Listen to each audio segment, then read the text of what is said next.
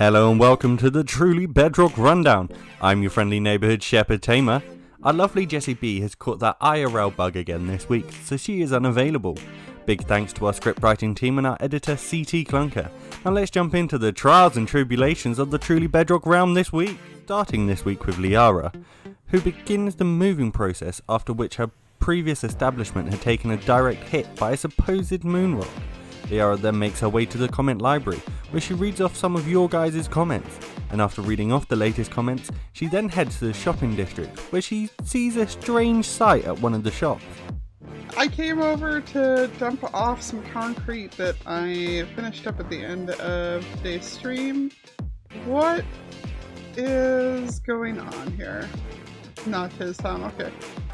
So the We Want Ink shop, stop being selfish. Think of the kids, our outfits were green. While in the shopping district, Liara meets up with Proud to return a gift that she had once lost before. And after discovering how much landscaping needs to be done at a new future mountain town, Liara puts up a job at the Job Tavern. We wonder who will take that job. How's that? Well, I was considering just doing gold for gold, but yeah, I am all my gold's in use on my beacon at the moment, so that's not gonna work. Next, Liara checks out the exterior design on the community storage building, then makes her way back to her future mountain town and begins the process of putting in a pretty rich river. Now, I can only imagine that people are wondering what on earth I am planning on doing with the combination of cobble and gold ore here. Like, am I just gonna be going through here and, you know, bump, bump, bump, bump? You know, sprinkling a couple in, trying to add to the look and to make it be more like the bottom of a mountain river that way. And I mean, you're on the right track, but that's not the only material I'm going to be adding to it. Next off, Daphne, who makes her way to the shopping district, where she also discovers a rather strange scene at one of the shops. Next, Daphne heads to a mini-mart and stocks up big time after things get low. And after restocking her shop, Daphne heads back to her mansion and gets to work on making herself a storage room.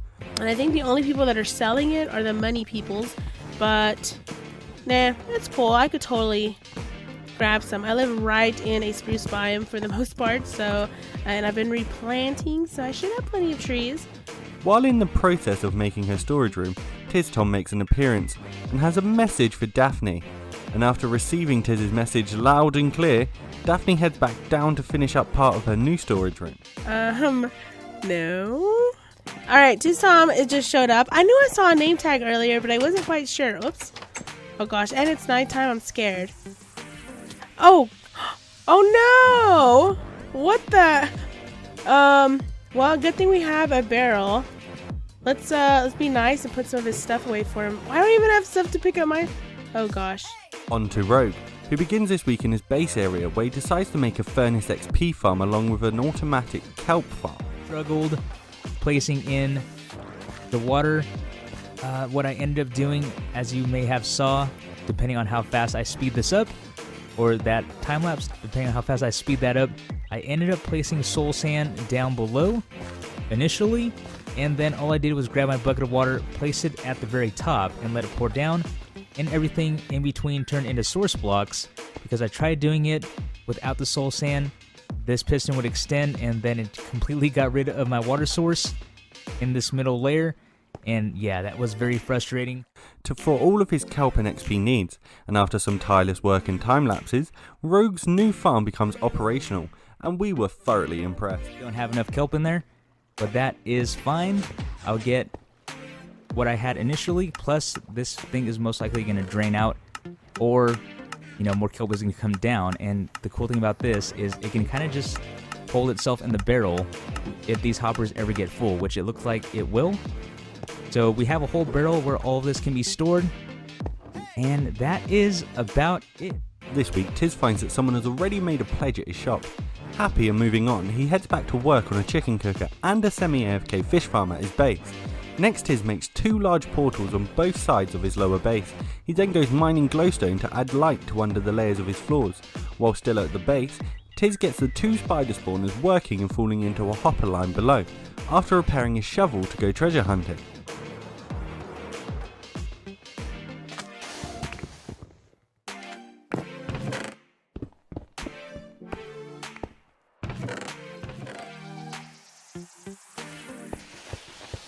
He then sets up a protest in the town square of Spawn for some ink shops to arise. But this is what I got. Do you not want our pebbles and diamonds? Question mark.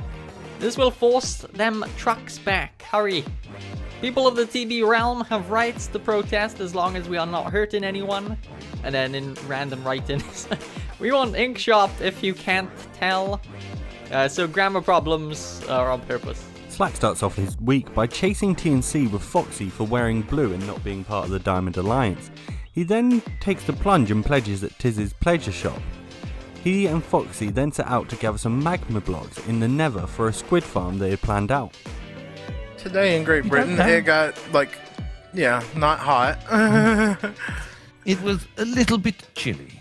Yeah, look, But- Foxy, wow, yeah, a little bit of lag, this thing's gonna stop dead. Get out of town, they're fine. And later that week, Slack began repairing his tool and then added a bulk storage system to the slime farm, then one for the mob farm as well, and for the ink farm. That's a lot of storage. This week, Foxy begins with writing a book to go with his gifts he and Slack had made. Then the two delivers a gift they created. Next, while sharing a pledge in Tizzy's shop with Slack, Foxy goes over to buy some of Tizzy's glass, then goes magma mining with Slack for a squid farm built next to their mob farm in the sky. Where's the frosting on my boots? I have none. Alright, so now it's time to start putting a glass wall around this thing? Yeah.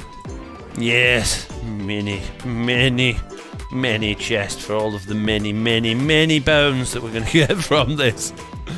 While Slack put down the magma blocks, Foxy built a collection system, after which, filing the squid tank, the two watched it work and tested AFK positions. Next, Foxy and Slack began testing fish and squid spawning in general, and the results are pretty interesting. It's doing a light check on the bottom block under the water. Yep. Now you're gonna get some up there because you got blocks at the top now. But that's a ring around the player. Yep. Which we didn't get when we're above the water. Look how far away the squids are and the dolphins are from, not from the player, but from around that ring.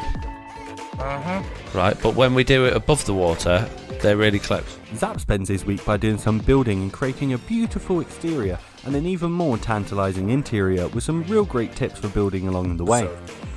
But I've done quite a bit of work. Quite a bit. So let's go see what I've done. So we step through the nether portal, we got a little hallway here.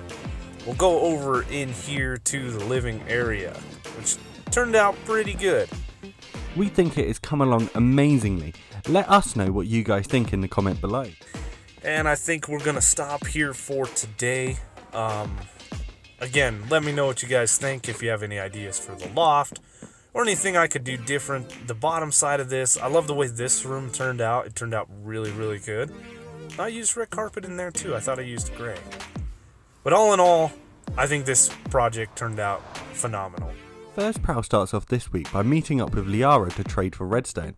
Then after a short mining session, goes over and buys a bulk of glass from Tiz's shop. He then reduces a little bit of the server lag by reducing the mob count.